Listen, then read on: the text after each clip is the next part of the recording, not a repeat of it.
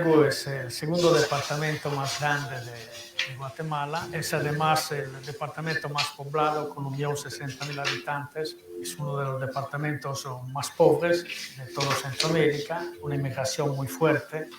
Alrededor del 10% de la población emigra a los Estados Unidos. El departamento, sin embargo, tiene enormes potenciales. Su ubicación, su altimetría, hacen sí que el territorio es un territorio económicamente muy sano, donde los productos pueden ser cultivados con bajos usos de químicos.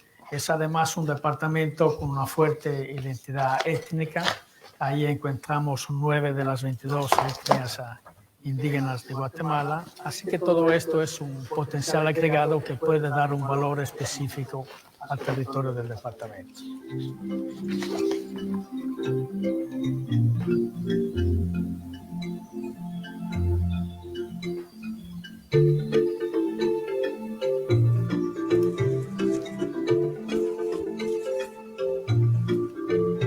La gente de acá vive del café, unos con sus pequeñas parcelas, otros vendiendo su mano de obra. Últimamente hemos certificado a los pequeños productores que tiene Acodihue, logrando algunos diferenciales. Ricardo, ¿a cuánto está la caja de mango? Estamos vendiendo 5 euros caja. Una presentación, la caja. España produce el 20% de perecederos. Italia más o menos un 28%. Los dos países, con Francia, producen el 80% de todos los perecederos de Europa, los tres países. Y entonces todas las organizaciones de productores se han organizado principalmente en el sur de Europa. Yo creo que hay mucha posibilidad de cooperación entre los países de la cuenca del Mediterráneo, principalmente los países de la costa sur de Europa, donde están establecidas las organizaciones más fuertes de pequeños productores que haya en el mundo, a decir el sistema cooperativo del sur de España, de Andalucía y Valencia, el sistema de asociaciones de productores organizados de Italia, el sistema de filière francesas del sur de Francia, que son los más organizados del mundo y que parten exactamente de organizar pequeños productores. ¿Champiñón? Nosotros el que cultivamos es el ostra. ¿Y como cuánto vendes de esto todos los días? Tres paletas. Estos. Tres paletas. Aproximadamente entre 11 kilos o 12 kilos. En noviembre y diciembre pide mucha piña y algunos años tenemos problemas de abastecimiento. Pero eso es la ley de la oferta y la demanda.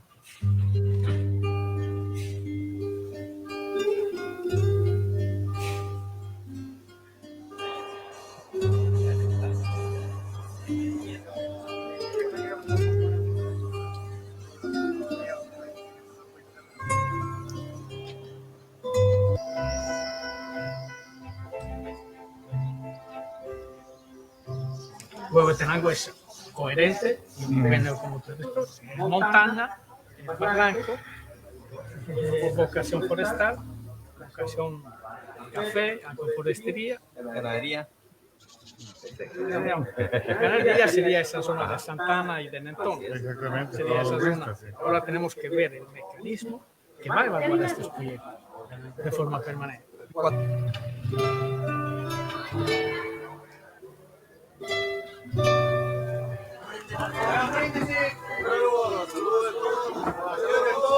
Muchas gracias.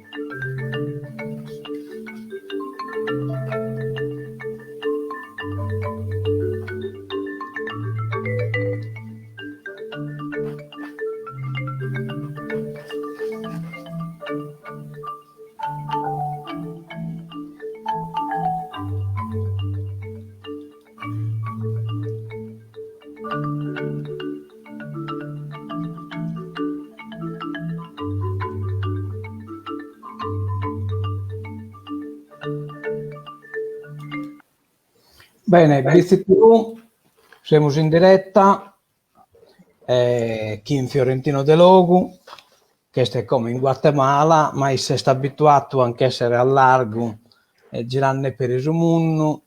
Io che no che elenco di tutti i progetti, la sua scala partecipato, ma che poi piano piano ho usata a presentare isse, poi che ho posato andare caleste si impegno suo, i te mestieri che te chi non sono mestieri che isosate, robata vina si impegno del carattere sociale, del carattere di crescita del suo popolo, dare la possibilità a suo popolo che non ha bisogno di conoscere il progetto, conoscere poi vinasa incentivo schibata e progetto fatto sia a livello mondiale sia a livello europeo, e quindi un pacco su chi succede in Sardegna da parte della comunità europea in agricoltura e in carcate del settore, insomma, su pastorio, eccetera, eccetera. Solo che quello sono progetti che metà mano si occupano di ambiente e di tante cose. E se ha titoli che, insomma, gli permettono di avere una capacità di conoscenza adatta anche questo progetto, e poi viene conoscere la lingua dalla intervista in cui danno in spagnolo, pariata danno in sardo, insomma, o in italiano, cioè proprio lo strumento della lingua è importante per si presentare in questo loco, in questo popolo. Tanto è schisse per la contare comunque in Guatemala per motivi precisi, insomma. Tanto Fiorentino, e te non naras tu di questa dai vizi vi manca dai meta, però tanto questo manzano tan ammentato, poi in questa fotografia già dei scuola si sono tutto connoto in dessa età tua, dessa leva tua, insomma, questi su tale, costate e così via, insomma, è stata una bella cosa. Insomma, presentati, non erano scarchi cose, insomma, in modo tale che entriamo in argomento. Buonasera a tutti i telespettatori, buonasera a Viziz TV, buonasera a tutti i bitesi. Tantissimo manca il luogo di nascita, che farà sempre parte del mio cuore per tutta la vita, e questo è normale. Sono fiorentino de Logu, sono nato a Bitti nel 1953 e lì ho passato i miei primi 11 anni di vita, quindi lì ho fatto le elementari. E a quanto mi racconti hanno già visto la foto della mia classe. Approfitto per salutare tutti i miei vecchi compagni di scuola. Mi ricordo un po' i nomi, da Silverio Zanetti a Michele Caprolo, Michele Tordo, Giuliano Ghisu, Giuliano Pitalis, Diego Carru, Fadda, Calvisi, ora non me li ricordo tutti, ma insomma, e per me è una... Ringrazio moltissimo per questa opportunità, perché poi vedo che serve per riallacciare questi ricordi e magari alcuni contatti che ovviamente sono di enorme rilevanza e fanno parte integrante della mia vita. Quindi ho fatto le elementari a Bitti, ho giocato per le strade di Mulino, abbiamo fatto la guerra con quelli di Via Iosso, e quindi Bitti, diciamo, fa parte integrante di me. A 11 anni sono emigrato, sono andato ad Asti con 2 valigie in pullman, nave e treno, con 2 enormi valigie che quasi non so come ho fatto a portarle dal porto di Civitavecchia fino alla stazione, e poi sono andato dai padri Giuseppini ad Asti, dove sono rimasto per 4 anni, e lì ho avuto una formazione che per me è stata fondamentale, mi ha strutturato, una formazione molto forte, anche religiosa, e poi successivamente ho finito il liceo a Volterra, dove la mia famiglia nel frattempo era emigrata tutta quanta, e lì andavamo con mio fratello Nino, andavamo tutti i giorni a scuola in moto, con 2 moto, e quando era necessario aiutavamo un po' i lavori della famiglia in campagna. Avevamo l'azienda e quindi da una parte studiavo e dall'altra aiutavo la famiglia. Quindi poi sono andato a Firenze a fare gli studi universitari E i primi studi di base, diciamo, sono stati la laurea in scienze agraria, poi ho fatto un diploma in pianificazione territoriale, un altro in scienze statistiche, e poi con il tempo ho fatto anche un master all'Università di Siena sulle problematiche dell'acqua, idraulica, idrologia, che per me erano strumenti di base per il mio lavoro. Finiti gli studi universitari, ho iniziato a lavorare in Italia sulla pianificazione territoriale e ho lavorato praticamente in quasi tutte le regioni italiane. Mi pare che solo non sono stato in Val d'Aosta. Fra i progetti più rilevanti in Italia ho fatto 3 schemi di irrigazione molto grandi, di circa 2.400 ettari in Sicilia, nella provincia di Agrigento, e il rilevamento della carta valanghe di tutto l'arco alpino. Io mi sono occupato soprattutto dell'arco centrale e dell'arco orientale. Queste carte poi vengono usate tutti i giorni dagli amministratori locali per gli strumenti di una buona pianificazione territoriale. Quindi, dopo queste attività, già nell'82 ho iniziato a fare le prime missioni nei paesi in via di sviluppo, quindi mi sono dedicato in modo particolare alla cooperazione allo sviluppo, dove aiutiamo i governi locali a promuovere lo sviluppo tramite politiche adeguate, ed ho iniziato a lavorare principalmente nella tematica dello sviluppo rurale integrato. In quel periodo l'Unione Europea finanziava enormi interventi per generare sviluppo che interessavano soprattutto le aree di maggiore povertà dell'Africa, diciamo. E ho lavorato in quasi la metà dei paesi africani, principalmente nell'Africa nera, quindi l'Africa centrale, Africa occidentale, Africa orientale, anche Africa saheliana, alcuni paesi dell'Africa del Nord e anche l'Africa del SADC, che è quella centro-sud orientale, diciamo, che aggrega 9 paesi. Questi progetti inizialmente erano basati soprattutto sulla tematica dell'acqua. Generare sviluppo come strategia d'entrata a quel tempo voleva dire dare acqua, e tramite l'acqua, diciamo, dare lo sviluppo, diciamo, come motore dello sviluppo. Quindi gli interventi erano principalmente basati su questo. Normalmente si pianificava a partire da una diga, la diga da una parte dall'acqua, permette di dare l'acqua durante tutto l'anno, dall'altra dall'acqua per l'irrigazione, l'acqua per il consumo umano, e dall'altra permette anche di produrre energia elettrica. Quindi avevamo già i servizi di base per garantire le condizioni di base, appunto, dello sviluppo. Lì ho lavorato su grandi progetti, il più grande in Camerun, di circa 200 milioni di euro. A quel tempo c'erano gli eco, ovviamente, però diciamo a valore di oggi circa 200 milioni di euro, ed erano progetti di sviluppo rurale integrato. Si faceva tutto quanto quello che c'è da fare per generare lo sviluppo, quindi si partiva dalle politiche sociali, l'educazione, la salute, per poi andare a generare sviluppo economico, diciamo. Quindi delle due colonne dello sviluppo: da una parte la colonna dello sviluppo sociale, dall'altra parte la colonna dello sviluppo economico. E lì abbiamo lavorato su questi grandi progetti in moltissimi paesi dell'Africa, come dicevo, soprattutto il Camerun, la Nigeria, il Togo, il Benin, la Guinea, il Ruanda, lo Zimbabwe, il Kenya, i paesi dell'UDH e vari altri paesi. E a quel tempo ero, diciamo, responsabile di dipartimento di cooperazione e sviluppo rurale di una delle più grosse società di ingegneria italiane,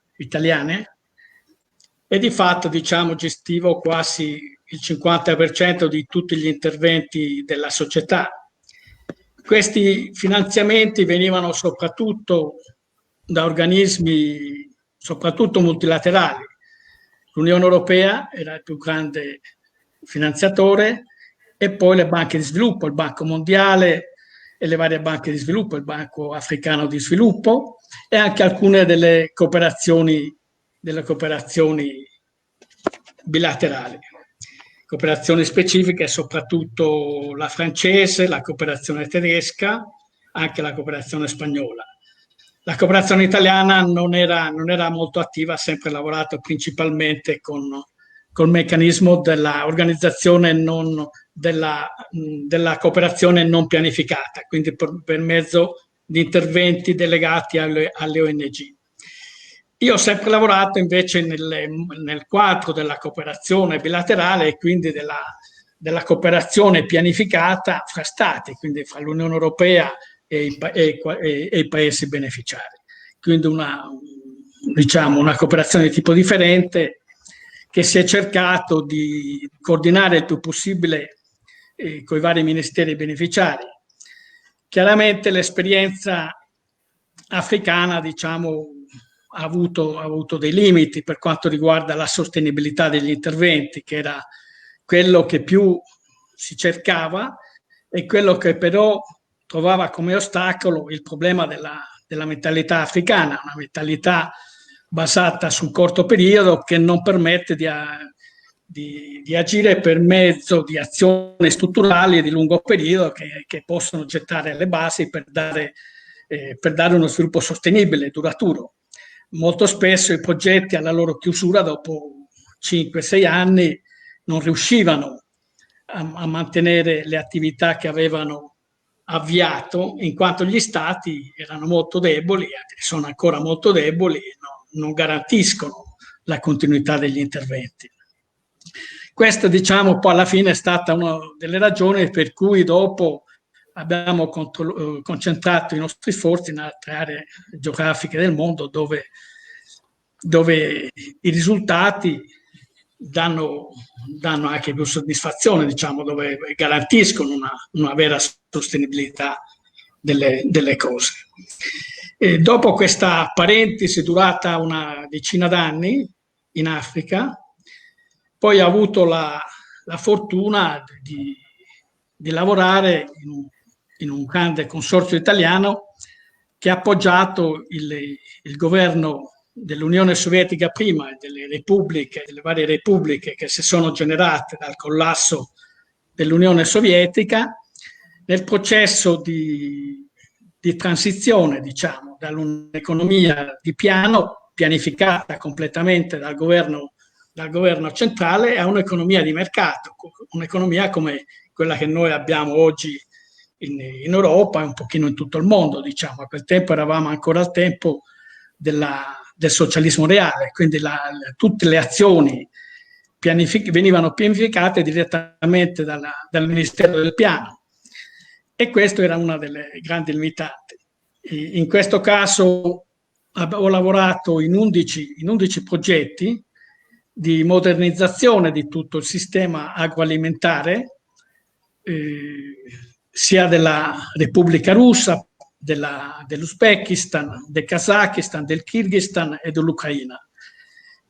Progetti anche questi, in questo caso, di una grandezza significativa, sempre intorno ai 200, anche 300 milioni di dollari per interventi, che ogni intervento era strutturato in un congiunto di progetti che erano orientati a trasformare, a modernizzare tutto il settore agroalimentizio, dalla semina fino al supermercato, quindi a partire dalla modernizzazione del sistema produttivo alla modernizzazione del sistema della raccolta, conservazione dei prodotti alimentari, trasformazione degli stessi, trasporto e distribuzione finale. È stato uno sforzo enorme. In quei tempi era molto difficile lavorare comunque, nell'Unione Sovietica e nelle repubbliche, in quanto comunque c'era alla base una sfiducia che veniva da anni di guerra fredda e quindi i rapporti erano basati su una certa diffidenza fra le parti. C'era diffidenza, e se il beneficiario non ha fiducia nella consulenza e nell'azione, chiaramente questo genera delle problematiche evidenti.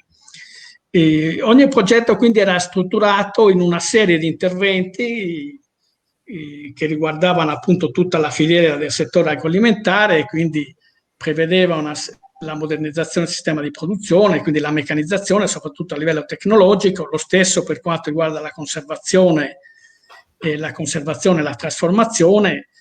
Abbiamo realizzato grandissimi impianti, le centrali del latte erano di circa 500 tonnellate giorno di latte processato, quindi entrava latte e uscivano formaggi, yogurt e vari derivati del latte. I macelli erano, diciamo, la dimensione media di questi interventi: un macello era di 600 vitelli giorno macellati e di un maiale minuto, diciamo, macellato. Le linee di macellazione dei maiali erano basate su un concetto di catena industriale, diciamo, in linea industriale. Entrava il maiale vivo e uscivano le salsicce o le bistecche nel vassoino di polistirolo impacchettato con la pellicola di plastica. Abbiamo fatto molti interventi nel settore del packaging, perché era una delle assenze totali per quei paesi, era la mancanza di packaging, e da lì la difficoltà di conservare i prodotti. Quindi per fare un esempio, non esistevano le bevande tipo Coca-Cola, Pepsi-Cola, eccetera, perché non esisteva il PET, non esistevano i sistemi per contenerli. Abbiamo fatto le lattine, quindi tutto il sistema di packaging. Poi abbiamo fatto tutte le linee di baby food, l'alimentazione per i bambini, e poi anche a livello di supermercati, quella è una cosa probabilmente un poco più facile, l'armonizzazione di tutti gli impianti, che a quel tempo era complicato, diciamo, i prodotti erano poco appetibili fra l'altro. Quindi dopo questa parentesi, poi una importante, abbiamo aperto una nuova importante pagina della mia vita. Insieme al mio socio ho costituito la mia società di consulenza, quindi ci siamo affiancati, quindi da responsabile di dipartimento sono diventato titolare d'impresa insieme al mio socio, e abbiamo iniziato a operare soprattutto in America centrale e in America del Sud. Abbiamo lavorato praticamente in tutti questi paesi. Attualmente abbiamo costituito una filiale in America centrale, a Guatemala, dove mi trovo attualmente, mentre la nostra sede centrale è a Roma e la nostra sede operativa è a Grosseto. Attualmente siamo un pochino bloccati. Io sono rientrato dall'Italia a gennaio, poi siamo un pochino bloccati dal coronavirus, per cui al momento non posso rientrare, e difficilmente potrò rientrare fino a fine anno. Qui la situazione è pesante, siamo da 3 mesi e mezzo in lockdown, e difficilmente potremo entrare in fase 2 prima di 2 o 3 mesi. Gli interventi che stiamo facendo attualmente sono interventi che riguardano varie tematiche. Abbiamo ampliato dalla problematica dell'acqua, che era stata la nostra principale problematica. Abbiamo ampliato i nostri interventi a molte altre problematiche, diciamo. Siamo passati quindi dallo sviluppo rurale allo sviluppo locale, quindi l'appoggio alle istituzioni a livello locale, soprattutto a livello municipale, intermunicipale, provinciale, departamentale, sulle tematiche di disegno e implementazione di politiche pubbliche, disegno del budget finanziario di queste istituzioni, il rafforzamento di queste istituzioni nella pianificazione, rafforzamento del potere locale, inteso anche come rafforzamento delle varie organizzazioni della società civile che in tutto il Centro America soprattutto e in alcuni paesi anche dell'America del Sud partecipano attivamente alla pianificazione municipale, intermunicipale e dipartimentale. Non so se in Italia c'è una partecipazione così forte, però qui sì, la partecipazione è molto forte e questo risultato è uno dei risultati dovuti all'azione della cooperazione internazionale che ha promosso e supportato questa pianificazione. Anche qui si lavora molto continuiamo a lavorare molto sulle politiche dell'educazione, della salute, l'educazione soprattutto intesa verso l'occupazione, verso la generazione di occupazione, di lavoro, e abbiamo molti progetti che riguardano questa tematica. Abbiamo finito un intervento di 5 anni ora in Messico, un'assistenza tecnica che noi abbiamo provvisto a livello del Ministero degli Affari Esteri messicani, dove avevamo la nostra centrale operativa, verso varie istituzioni federali e verso 2 stati. Si è trattato principalmente di un tipo di laboratorio, un progetto laboratorio dove noi abbiamo sperimentato, insieme ovviamente agli attori politici messicani, abbiamo sperimentato le politiche di alcuni che più erano rilevanti per rafforzare le politiche di coesione sociale del paese a livello federale e anche a livello di 2 stati, dello stato di Oaxaca e dello stato di San Luis Potosí. Quindi questa assistenza tecnica ha avuto un risultato con degli impatti molto forti che ha dato l'enorme soddisfazione allo Stato messicano, ha avuto alcuni risultati molto molto significativi. Questi risultati significativi poi sono stati già trasformati in legislazione e finanziati dallo Stato messicano.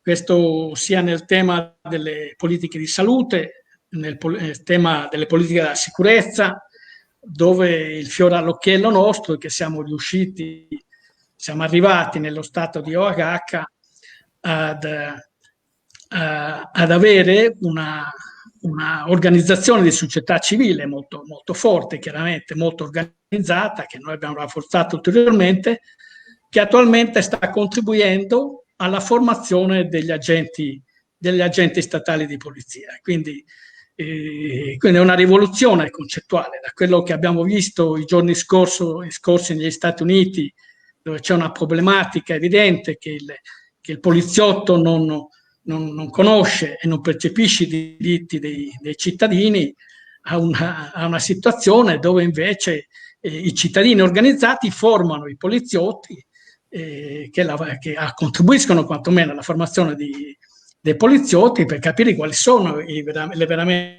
vere funzioni e il vero tipo di servizio che deve dare la polizia al cittadino.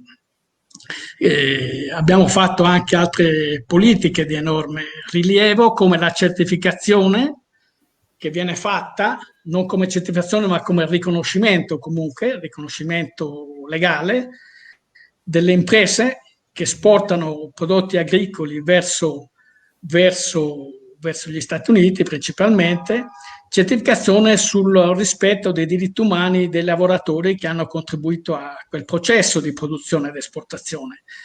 Questo chiaramente è un'altra piccola rivoluzione, quindi agli lavoratori viene assicurato il rispetto totale dei propri diritti sociali, del pagamento di tutti gli oneri, sia onorari ma anche i contributi che normalmente vengono evasi in questi paesi, e d'altra parte alle imprese questa certificazione gli serve in maniera molto forte per penetrare maggiormente nei mercati, insomma. Ma tra l'altro questa certificazione viene data dalla Commissione dei diritti umani di ogni Stato del Messico e quindi diciamo c'è stato un impatto molto forte. Anche in questo caso abbiamo lavorato in un solo Stato, su una sola impresa, e alla finalizzare l'attività tutti gli stati e tutte le imprese chiedono questo processo, quindi diciamo è stato un grande risultato.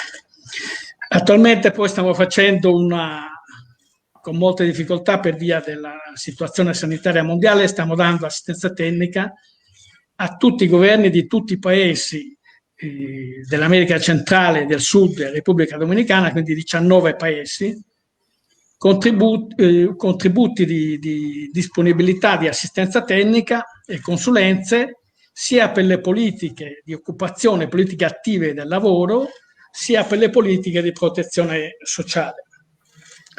In questo caso chiaramente per il momento stiamo lavorando solo tramite conferenze e riunioni fra i nostri consulenti e le istituzioni beneficiarie, diciamo, non possiamo fare diversamente. Speriamo dal prossimo anno invece di poter fare degli intercambi di esperienze che darebbero risultati altamente più significativi. E un altro progetto che stiamo iniziando e che volevo mettere in evidenza è un grosso progetto, un progetto finanziato dalla Banca Mondiale in questo caso, di $85 milioni, che beneficia tutte le popolazioni indigene di Panama, che sono circa il 10% della popolazione totale del paese, sono 7 popoli indigeni. E noi siamo responsabili della unità di gestione, quindi della gestione di tutti i processi di seguimento e di spesa, diciamo, di questi investimenti che riguardano soprattutto educazione, quindi costruzione di scuole, sia a livello di scuole elementari sia a livello di scuole professionali e scuole professionali per il lavoro, strade, centri di salute, acqua potabile, per un totale di circa 104-105 progetti, diciamo. È un impegno molto forte che noi stiamo iniziando in questo periodo. La prima fase è di solo 3 anni, però sappiamo che non riusciremo a investire tutti questi soldi in questo periodo, quindi probabilmente è un progetto che durerà intorno a 6 anni. E poi un altro tema importante di cui ci occupiamo è il tema del rafforzamento delle imprese, soprattutto le piccole e medie imprese e le cooperative. Abbiamo un grosso progetto in questo senso qui in Guatemala. Questo settore qui rappresenta circa l'87% del prodotto interno lordo del paese, in quanto le imprese in generale sono piccole o medie, diciamo, le grandi imprese sono pochissime. Le grandi imprese sono la Chiquita che esporta le banane, l'esportazione del caffè e del caucciù. Poi tutte le altre attività sono caratterizzate da piccole e medie imprese, diciamo. Attualmente abbiamo anche un contratto di supporto qui nel paese per le politiche del lavoro. Stiamo dando un'assistenza tecnica al Ministero dell'Economia per la generazione di posti di lavoro, e anche in questo caso abbiamo dei risultati eccellenti, diciamo. I risultati sono molto buoni, le politiche stanno già producendo i loro effetti, diciamo. Insomma, su caso di narres proprio, bisogna che de conca, Fiorentino, però si chiede tutte queste cose e poi tutte queste cose. E su mentre la che tu hai danno, io po' a Twitter vinasa una schermata di tutti i papiros che mi hanno mandato adesso l'intervento che ha fatto.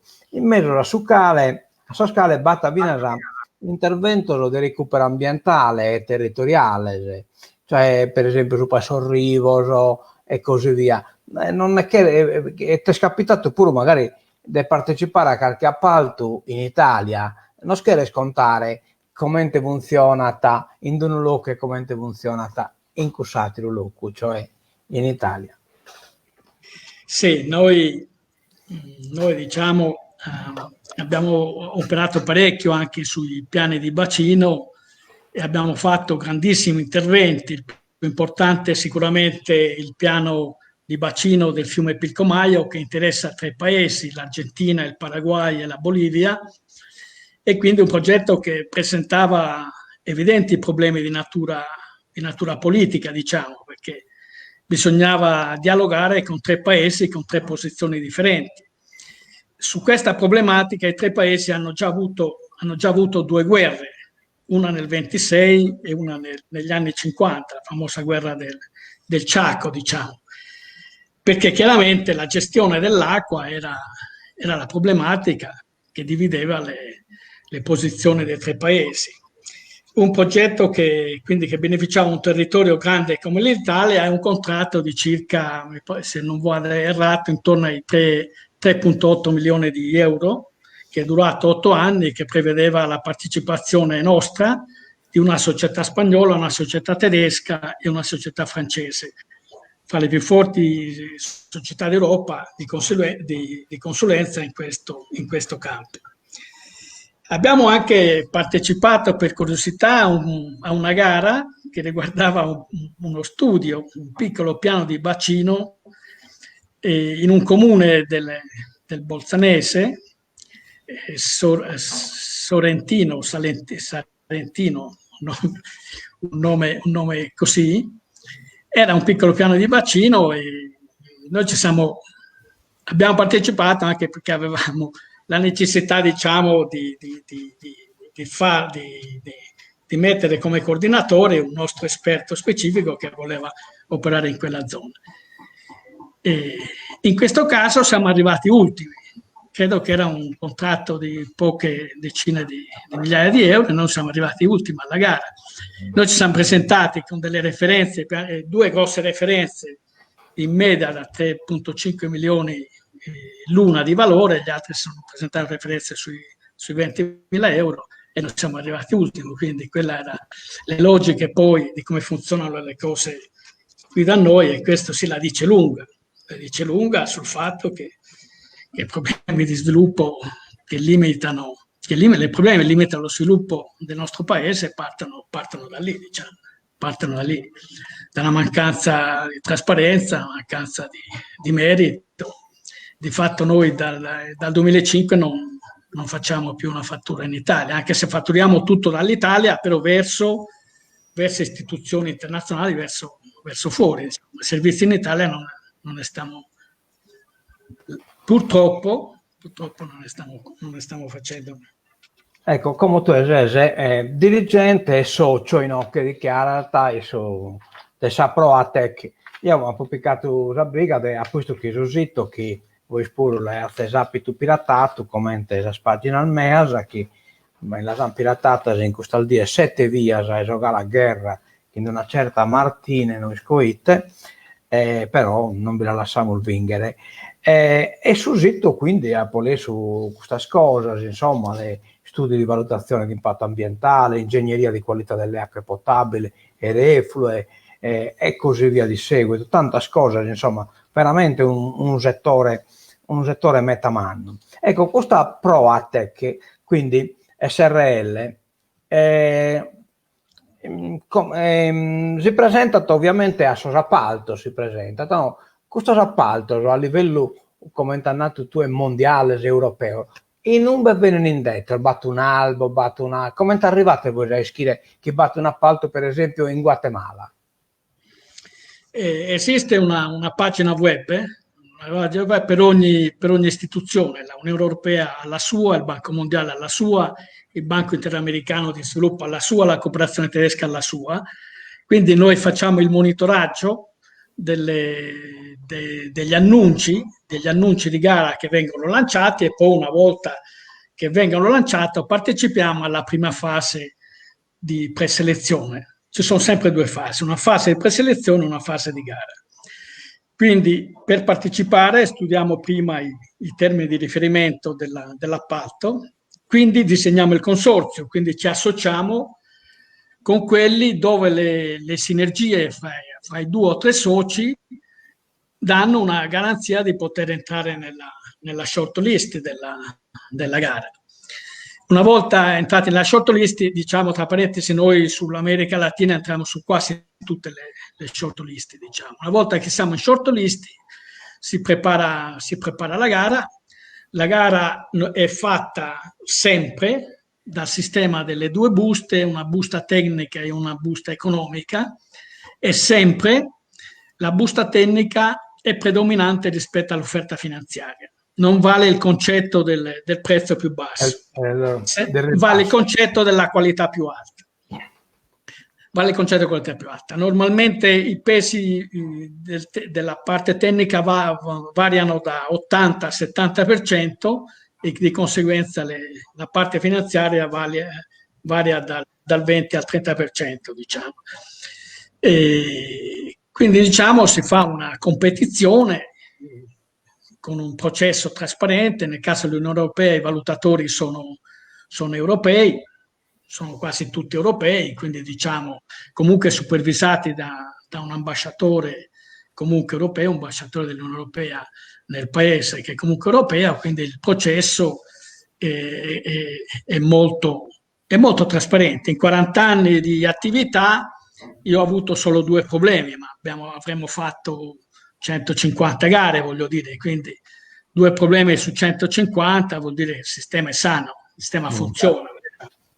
Lo stesso per quanto riguarda i finanziamenti delle banche di sviluppo, diciamo, e fanno un monitoraggio molto, molto stretto, e nel caso che ci sia un rischio di limitata trasparenza, per esempio nel caso del Banco Mondiale o del Banco Interamericano di Sviluppo, interviene direttamente la sede centrale, nel caso specifico un funzionario specifico di Washington, che viaggia al paese per garantire la necessaria trasparenza durante il processo di gara. Noi competiamo con i giganti europei della consulenza, con la GIZ, che è la società di consulenza del governo tedesco, della cancelleria tedesca, che fattura oltre 2.200 milioni di euro di consulenza, e abbiamo avuto competenza con l'Alco, la più grossa società di consulenza e ingegneria sicuramente d'Europa, quella che ha fatto il Canale della Manica, fatturando 2.500 milioni di sterline di consulenza, solo di consulenza per un solo progetto, e però noi ce la giochiamo con loro, perché il sistema è sano, è trasparente. Una volta che noi siamo entrati in prequalifica con il nostro consorzio, abbiamo adempiuto ai criteri di preselezione e poi ce la giochiamo. E nel caso dell'America Latina è difficile, quasi mai siamo arrivati terzi, arrivavamo prima, arrivavamo secondi, quindi siamo molto competitivi. E il sistema è sano, che non dà adito, diciamo, a gestione. Fra l'altro, nel caso dei multilaterali, dove noi siamo più forti, i processi di mancanza di trasparenza sono molto più difficili, perché nelle commissioni di valutazione ci sono persone di varia nazionalità, per cui se uno fa lobby, nel caso specifico io sollecitassi il valutatore italiano, mi trovo dall'altra parte contro tutti gli altri, quindi fare lobby risulta negativo, addirittura negativo, quindi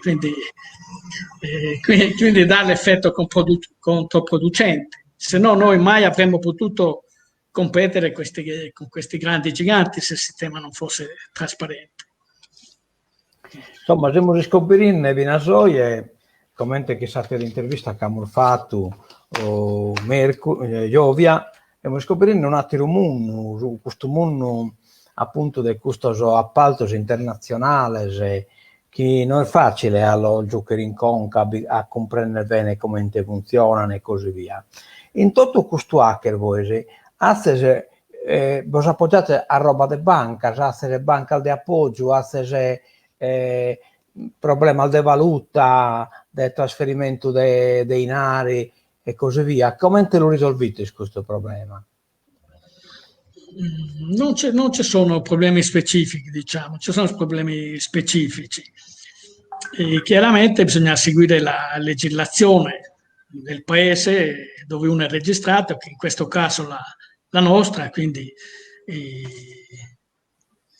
diciamo dobbiamo ottemperare a tutte le normative. Noi abbiamo, nel caso specifico, facciamo i trasferimenti dalla sede centrale alla succursale che abbiamo qui a Città di Guatemala, e da qui paghiamo i vari costi, i vari consulenti, eccetera. E abbiamo un bilancio, siamo regolarmente registrati in questo paese, paghiamo le tasse, l'IVA, eccetera, e poi il bilancio di questa succursale lo consolidiamo, lo integriamo con quello che abbiamo in Italia, seguendo sempre la normativa, non ci sono problemi specifici. In questo contesto si possono fare trasferimenti di denaro, perché chiaramente abbiamo un contratto internazionale firmato fra noi e un ambasciatore e una delegazione dell'Unione Europea, dall'ambasciatore dell'Unione Europea, e nel quadro di questo contratto noi facciamo tutte le gestioni finanziarie necessarie. Per quanto riguarda il ragionamento sulla finanziamento, diciamo, sulla liquidità per finanziare queste attività, diciamo che in questi contratti prevedono sempre un anticipo contrattuale, normalmente intorno al 20%, dipendendo da chi finanzia, e con l'anticipo si riesce a finanziare il primo semestre, e poi via via, diciamo, ogni semestre si recupera l'anticipo e si rifatturano i servizi, quindi no, in questo modo, diciamo, andiamo avanti senza grandi problematiche finanziarie. L'Europa ha anche interventi, per esempio, qui in Sardegna, su pastorio, su agricoltura, interventi in vari settori, interventi in energia alternativa, eolica e così via. Voi siete mai interessato di questo tipo di progetto, appunto, che sono basati sugli interventi europei? Noi nel passato abbiamo fatto servizi di assistenza tecnica al nostro Ministero delle Politiche Agricole, e soprattutto sulle tematiche della qualità. Abbiamo dato consulenza a loro per la politica di qualità, e poi all'AGEA abbiamo fatto i lavori di monitoraggio della PAC, della politica agricola comune, e abbiamo lavorato vari anni anche in Sardegna, soprattutto abbiamo fatto le province di Sassari e di Nuoro ed Oristano. Poi dal 2005 abbiamo smesso, sempre per problemi di insufficiente trasparenza dei procedimenti, diciamo, di acquisizione di questi servizi. Abbiamo anche appoggiato con servizi di assistenza tecnica, soprattutto nel sud Italia, Campania e Sicilia, Puglia, Calabria. Queste regioni abbiamo lavorato con varie agenzie del nostro Ministero della Programmazione Economica, con varie sotto forma di legge. Diciamo, abbiamo avuto dei risultati dal punto di vista tecnico molto importanti, però sempre alla fine abbiamo desistito perché era molto complesso l'acquisizione, sempre secondo noi per insufficiente trasparenza nel processo di acquisizione dei contratti.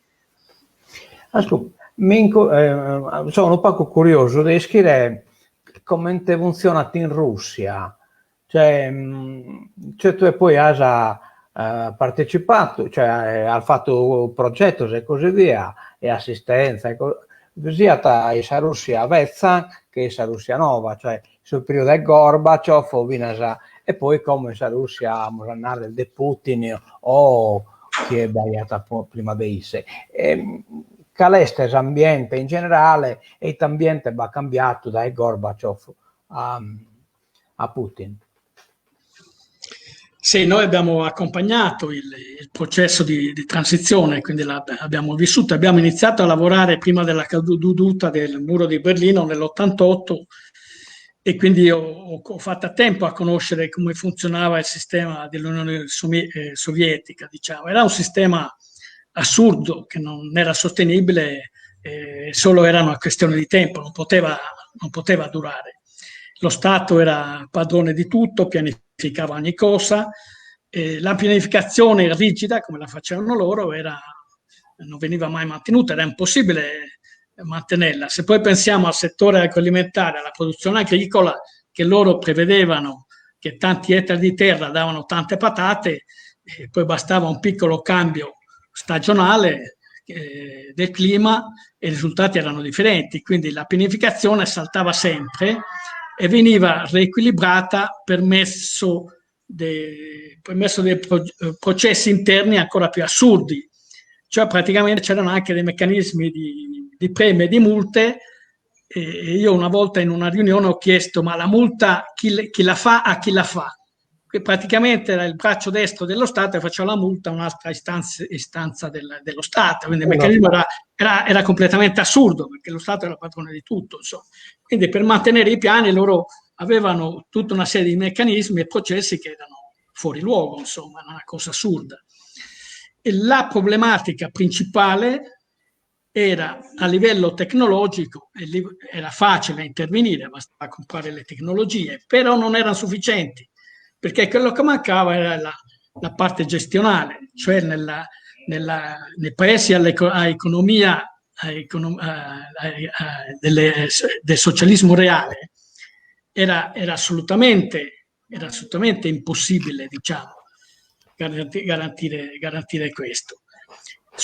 Noi dove siamo intervenuti? Siamo intervenuti con un meccanismo di formazione dei dirigenti, quindi come posso spiegarlo meglio? Diciamo in forma mascherata formavamo dei dirigenti di mercato con principi basati sull'economia di mercato, senza scriverlo, senza dichiararlo, però introducendo concetti che erano esclusivamente di mercato. Per fare un esempio molto semplice, loro producevano dei cavoli da 10 kg l'uno, e pensavano che quelli più bravi erano i Sovok che producevano i cavoli più grandi. Però il mercato non richiede cavoli di 10 kg, perché la famiglia russa era fatta di 3 persone. Quindi nessuno comprava i cavoli di 10 kg. Quindi noi abbiamo intervenuto con la formazione a livello dei vari direttivi degli impianti industriali, eccetera, su concetti di mercato senza dichiararli. Quindi siamo iniziati con la gestione, con un cambio di gestione basata su logica di mercato e piano piano, diciamo, anzi, velocemente le cose sono cambiate. Io pensavo che loro avrebbero passato 20 anni di transizione prima di capire i meccanismi di mercato, però il livello di formazione teorica che avevano i russi era altissimo. I trattoristi erano ingegneri meccanici, per dirla fra noi. Quindi loro in pochissimo tempo hanno assorbito concetti ed è cambiato tutto rapidamente. Il reddito alimentare in quantità del 70% e in qualità ovviamente del 100% di deficit, in 8 mesi sono passati a quadruplicare le produzioni con una qualità mai vista prima. Quindi il mondo è cambiato completamente. Bene, siamo d'accordo a un'ora di intervista. Quindi cerchiamo di creare un pacco a domo, cioè creamos un pacco in Sardegna, creamos un pacco in un paese come tu, in Grosseto, e c'è in un bel Radomo, insomma, in un bel Radomo di residenza, però ponare, insomma. E te visione come has tu dessa Sardegna? Cioè, come te la idese dai Guatemala e come te la idese dai Grosseto? È una cosa a largo, una cosa a corso, e te spazio occupa questo immaginario tuo, insomma? No, per me ovviamente la Sardegna è molto importante, è una regione che ha enormi potenziali di crescita, di sviluppo, che purtroppo anche di sviluppo sostenibile, che purtroppo non sono approfittati, diciamo, dal quale non si trae beneficio. Per me ovviamente è la mia terra, la terra di nascita. C'è anche un enorme potenziale umano, soprattutto se noi parliamo dei Bittesi. I Bittesi sono dei grandissimi imprenditori. Credo che fino a Olbia, se le cose non sono cambiate, le terre sono state comprate dai Bittesi, sono grandi imprenditori. Partendo dalla pastorizia, partendo da poca agricoltura, soprattutto dalla pastorizia, hanno dimostrato enorme capacità di impresa. E a partire da questa enorme capacità di impresa si può generare occupazione, impiego, sviluppo.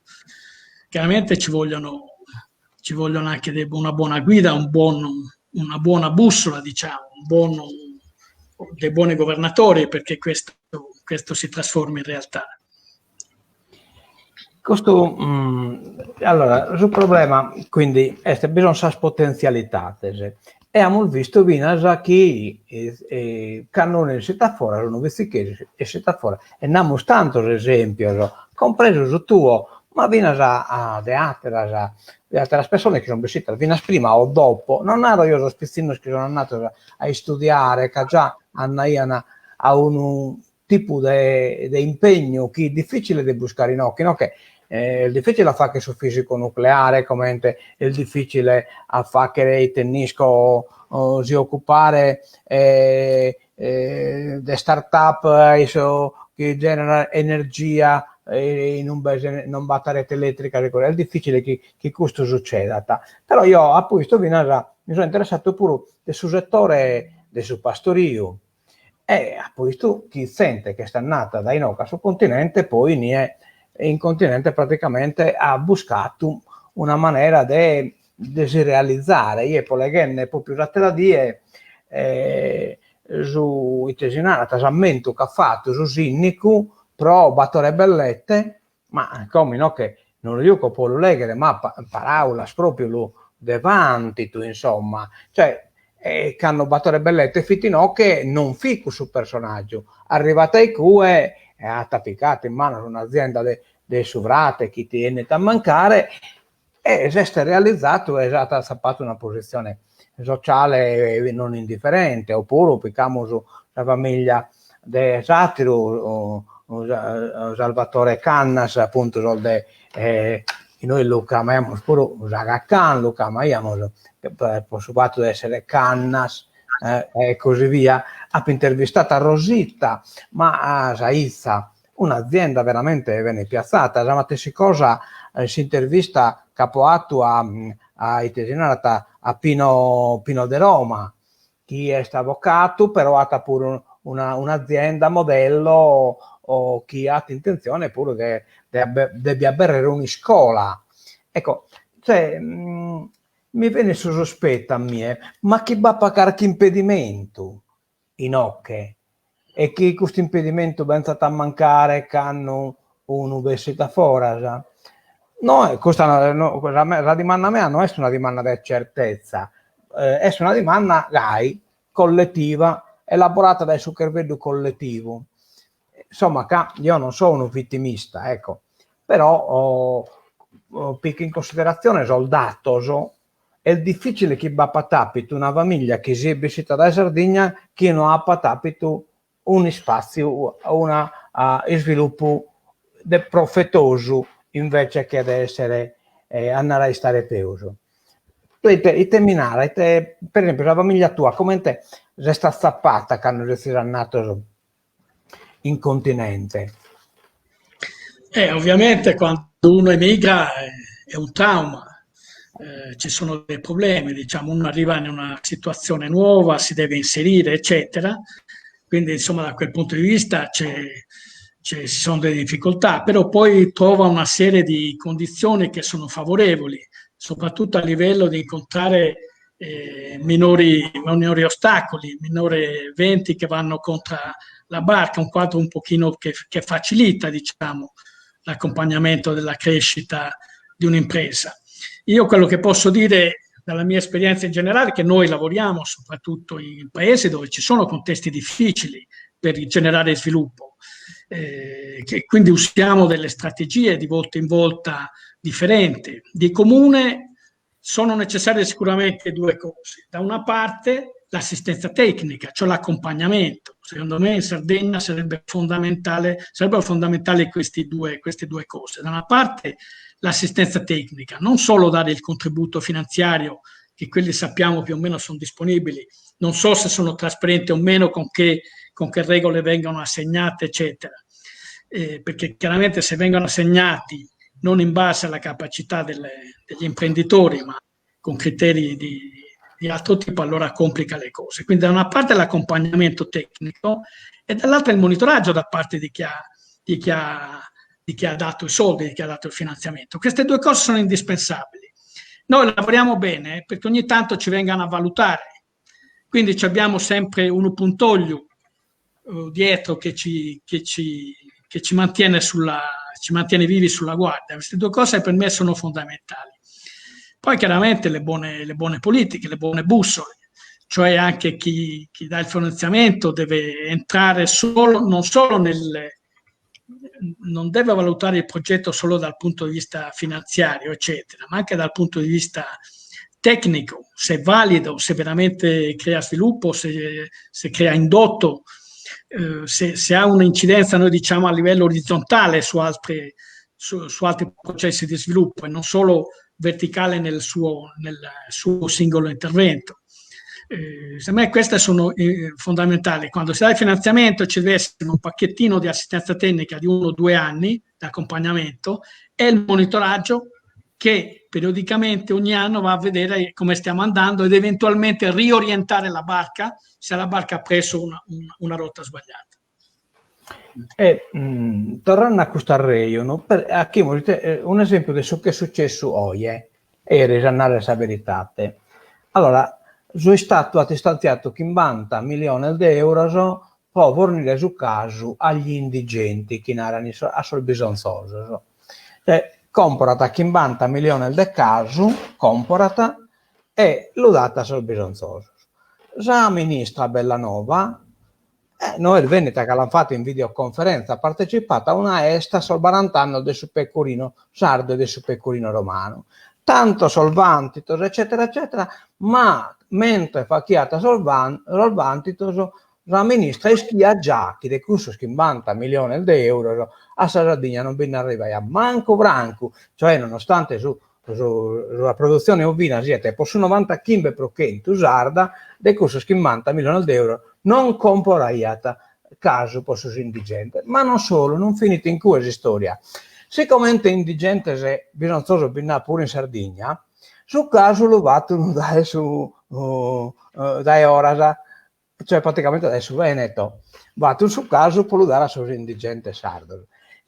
Quindi questa cosa chiaramente gli ha fatto brincare lo schervedo a Palite, a su consorzio del su pecorino, una cosa che non se l'aspettavano la ministra che ha partecipato a questa esta, gli ha fatto vantitos che lo ha posto in alto schelo che lo ha posto, però insomma a settembre questa ministra è schiata e ha già deciso chi è su caso, chi veste e sa schintina non ne ha comprato e si è stato per dare sull'indigente. E queste sono tante di queste cose che succedono in Sardegna. Noi manco li schimos.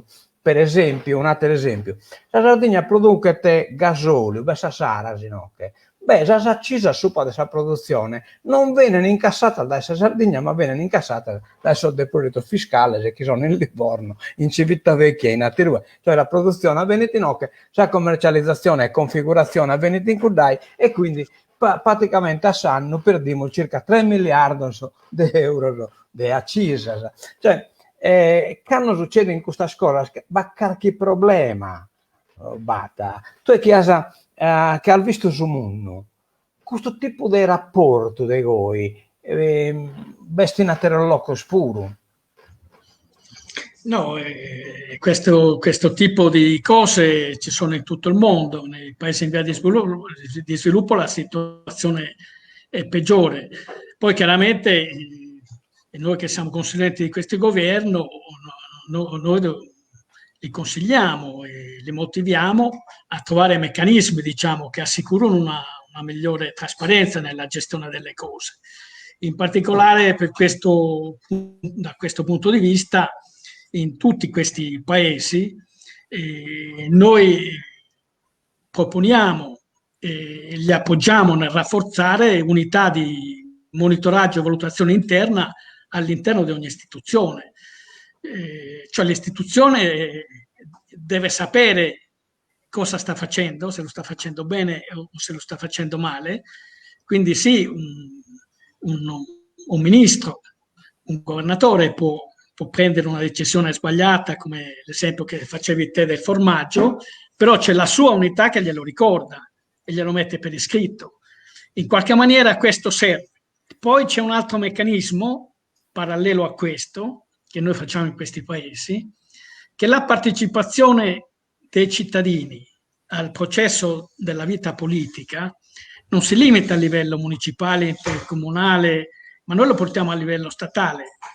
In Messico lo abbiamo portato a livello statale, quindi quando io metto dentro un ministero un'associazione di organizzazioni di secondo livello della società civile, queste cose sono un pochino più difficili che succedano. Ecco, queste sono le cose. Quindi per me il consiglio è le organizzazioni della società civile, per me in Italia a tutti i livelli sono poco presenti nella vita, nella presa di decisione della vita politica. Se queste riescono a integrarsi, per esempio se dentro il governo della regione Sarda c'è un'associazione di associazioni, di organizzazioni della società civile, diventa un pochino più difficile che la gestione avvenga di forma molto trasparente e che succedano cose come il caso che hai citato te. Se tu riesci a dare un cursizzo e poi la tanciamo de goi, se no è stato troppo lunga. Allora, se tu devi dare un cursizzo come tennisco a ambiente bizzichese, no, che batta due scrittori metal fantasioso, sono così nata Albino Pau, che ha scritto dal gamma dei stelai. Avete immaginato che questa gamma invece di occare latte, caso latte e all'ischi no a preio, cioè praticamente è l'uso un po' canne nuda. Questa fantasia ha scritto che questa erve che riproduivano cioccolate. Poi esatto vantasioso, insomma, l'ultimo libro, Dure, che è intitolato, l'ha scritto Bustiano Tola, Sebastiano Tola, e non mi immagino che in Sala Spiana al Santo Ioanne va a una specie di base quata a livello elettronico, insomma, e non però batte un'economia, una società, un'economia che gira e che produce te cose che non riescono a produrre. La sembra questa fantasia. E te dia suggerire, te dia proporre, insomma, anche in modo che questa idea che può essere da tua puro non si cata perdere abitanti e poi perde persone importanti, capaci, come se tu canto capaci voi.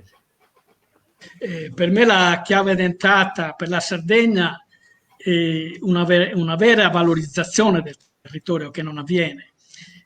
La chiave d'entrata è il fatto che nella pastorizia sarda, la pastorizia bittese, non si usa in nessun modo nessun agente chimico per arrivare al prodotto finale. E questo è uno dei pochi casi al mondo. Non è che tutti producono senza chimica, tutto il mondo produce con chimica. Quindi per me la vera valorizzazione del territorio passa per una certificazione non del prodotto, ma del terreno, un terreno sano. Si fanno le cose senza chimica. Punto. Quindi io ho una qualità perché non c'ho chimica, non c'è bisogno di certificare il biologico in Sardegna. Abiti io non so quanto si vende di chimica che vada oltre il concime, non credo si vende quasi nada. Pacca roba, quella è la certificazione, quella è la chiave d'entrata per me, quello è il valore di quei prodotti. Un terreno senza nucleare. Se andiamo fuori dall'Italia a trovare una produzione pastorale senza nucleare è impossibile. La Romania è tutta piena di centrali nucleari, che è il paese che compete con le produzioni sarde.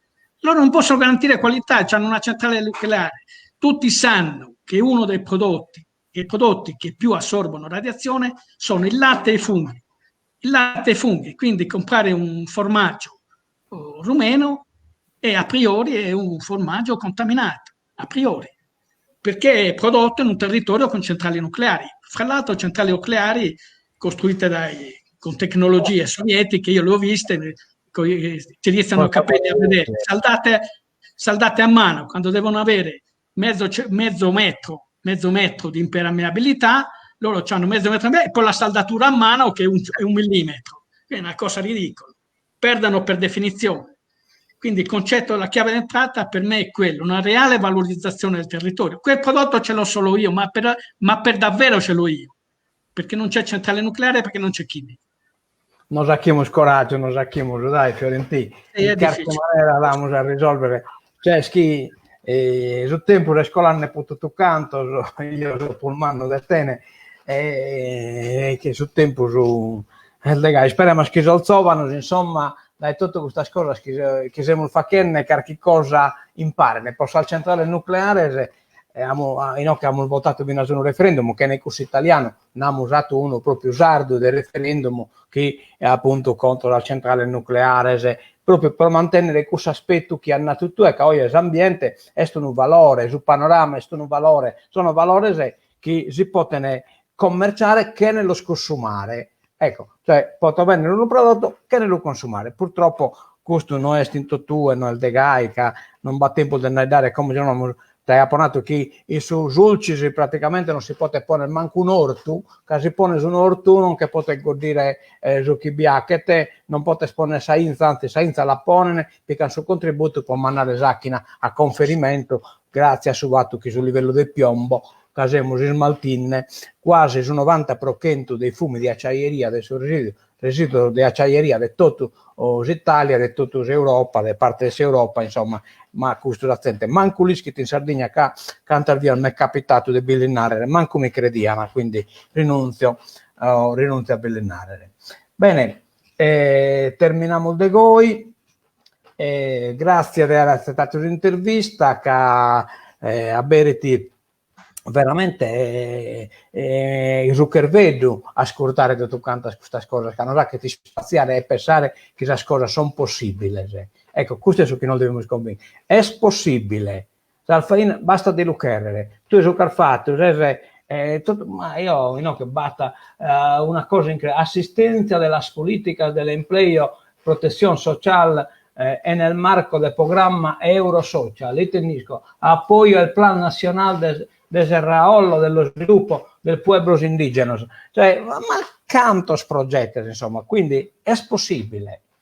Rubato chi bisogna che innanzi scarenare che questa cosa è possibile, ma viene a suo scapo intervistato, se ti capita di entrare in BCTV oppure la sopponente mano a mano che la sacco in YouTube, ma batta esperienze incredibili, capacità incredibili, anche in modo che si possano sviluppare come in anni appunto tue, cioè se non abbia questa capacità del bisogno, ma se non abbiano questa condizione, è tenuto che prante posa che pur di asfalto non biacchete, insomma, tocca che bisogna sul terreno adatto.